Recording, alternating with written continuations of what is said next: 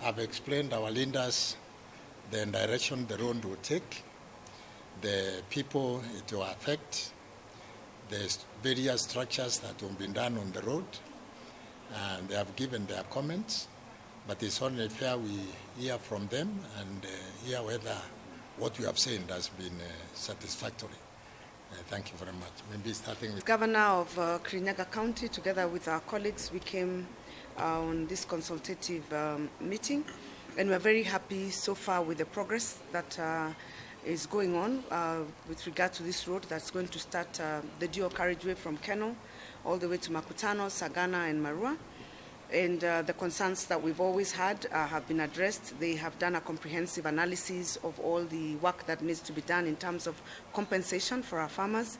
We've also discussed other ancillary projects that we need to do around the town so that we do not destabilize the towns, or maybe build roads that will ensure or will cause that some towns end up closing. So issues of access roads have been discussed, other projects that will support, like schools that are along the road. All those issues have been discussed and deliberated, and we're very happy with the leadership of the chairman and the DG, the work that they have done so far. So, unless there are specific questions, I think so far I think all of us are basically satisfied.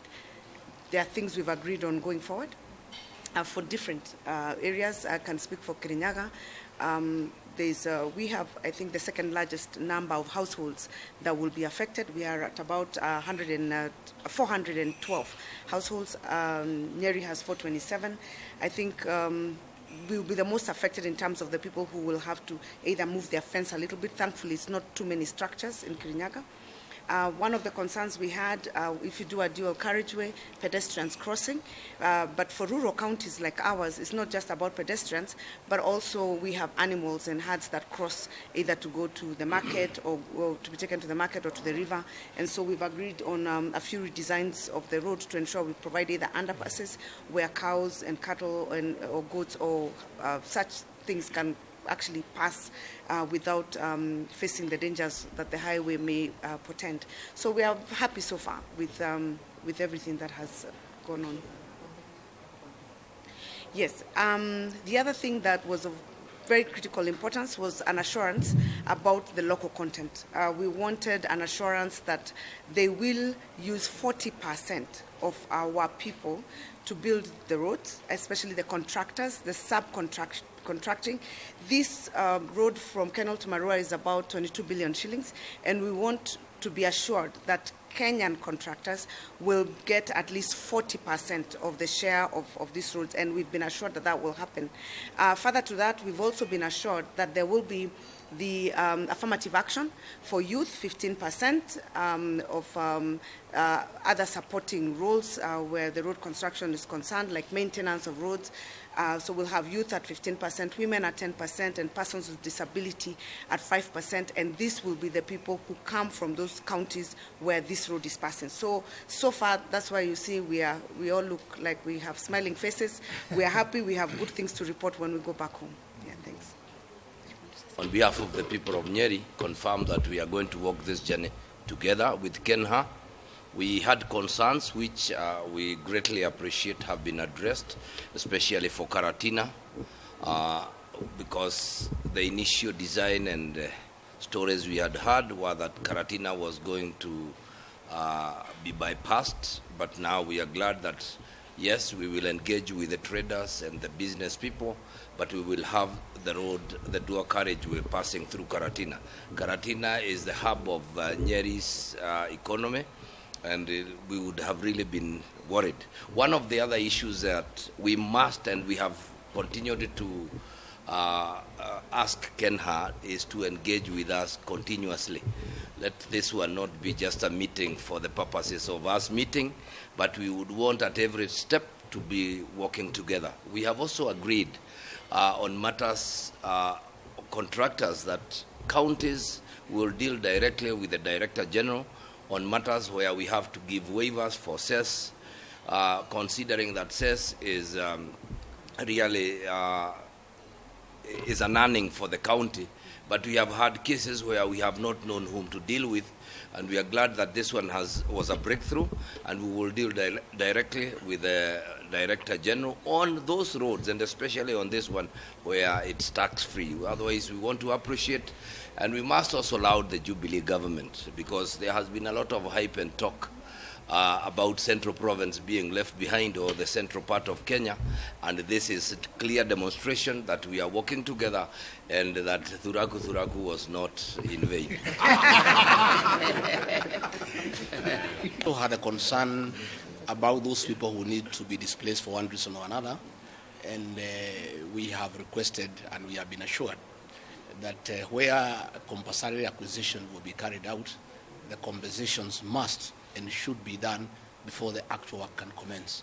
This would make sure that we don't have push and forth where people are running all over looking for their compensation. And I think we are in agreement that the compensations will be processed before the actual work can begin. We also want to urge Kenha to fast track this program. The way my governor has said, there has been some disquiet and some fitina to the extent that the central Kenya is not getting its requisite share of development. This is a clear testimony. 22 billion shillings is no change. It's a serious injection of capital in that area of Mount Kenya, and it will open up the area for economic development. It will really spur the economy of the area, and therefore we want to assure our people that the president is living up to his commitment. These are promises he gave when he was running for the second term, and we have started seeing very, very practical steps being taken with a view of fulfilling his promises to the people of that particular region that voted him to a man. And therefore, we want to urge our people to exercise patience and to join us in cooperating with the agency that is implementing this project and the contractors who are going to come on site. And of course, we have insisted that if this tender is won by foreigners, we want to see very few of them, we want to see more of our people. If the project is given to a foreigner, we don't want to see more than 3. That's the owner of the company, the deputy, and the project engineer. The rest of the expertise is available in central Kenya. We have very good engineers, we have very good surveyors, we have very good plant operators, we have labor and skills in abundance. And nobody will have a good reason to bring other people to our area when we are there. And we are available and we have people who are competent. Thank you. Thank you. I also want to say we are generally satisfied with the arrangement that Ken has done for this road and the assurance that we have received from them. One of the concerns that I want to mention is that we had concerns about the disruption of business. This is an agricultural area. We sell our tomatoes by the roadside. We sell rice by the roadside. And we've been assured that provisions will be made for trading areas and also footbridges to cross over, because most of these towns, they are astride the highway. And if there is no adequate provision for people to cross over, then business will be disrupted and the value for this road will be lost. So we are very satisfied and we're happy that we have had that reassurance. Construction materials. Along that road, there are companies that have plants where they manufacture ballast. There is sources of sand along that area, and we've been assured that in the contract document, it will be specifically done so that the materials that are available within the area will be used by the contractors doing the road. I say again, we are satisfied, and we've been reassured that we'll be having these consultations, and this is very gratifying for us. Thank you. Thank you. On behalf of Kiambu County, I say thank you very much. I think this is one of the very most important meetings because at least we have talked, we have agreed on a few issues. Our major issue has been the access roads. I'm a member of Parliament, Thika, and as you know, Thika is a gridlock. And the idea is that this whole project is coming with access roads, and we have like 4 access roads that we want to open.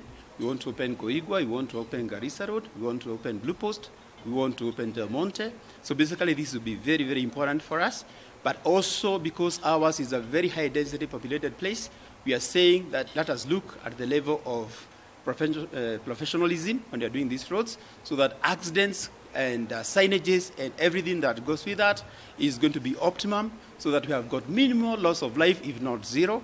And I also want to comment on the issue of Mount Kenya. Opening Mount Kenya means a lot for us because, you know, Thika is an industrial city going to Nairobi, and all the produce, macadamia, avocados, tea, coffee, everything gets processed downwards. And I'm saying, with all due respect to the counties, upwards, because also they are industrializing, I agree. But I think when we have got free access, and it's very, very important because today I shared a platform with 4 governors, and I'm asking them so that we can have free access, let us abolish the cess that comes with it, so that, again, we have got free movement of people and materials. And finally, the issue of 40%, we want this contract to be very clear so that the materials that can be sourced locally, they need to be in that contract. The kind of labor that you can be able to do, and we are able to do. We do not want to have foreigners. I mean, if we are in Kiambu, let's have Kiambu people doing that portion of Kiambu, and that has been mentioned. And the issue of immigration. After this road, then we get 5,000 Chinese or whoever else left in this country doing different things, doing different businesses.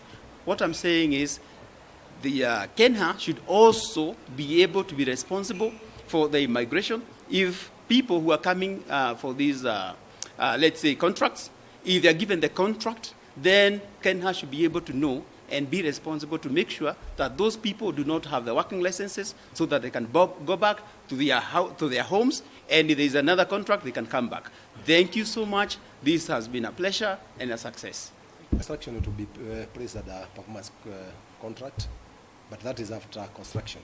So after we are through with that construction, then we shall be able to do that. In addition to that, I think it is important to say, when you talk of project cost, it does not only include the construction cost. The total cost is 33 billion because it includes the supervision and it also includes land compensation. So how many people are affected? 700 and something? 800. Around 800 people. We expect to go to tender in July, and by October we shall be ready to start off the works. It will only take 3 years to finish, so we think within the next 3 years we should be able to find the road having been done between Kenol to Marua. Thank you. ADB is funding the project. Okay. The cost of the project is 22 billion, well, that is construction, but they equally also funding the supervision.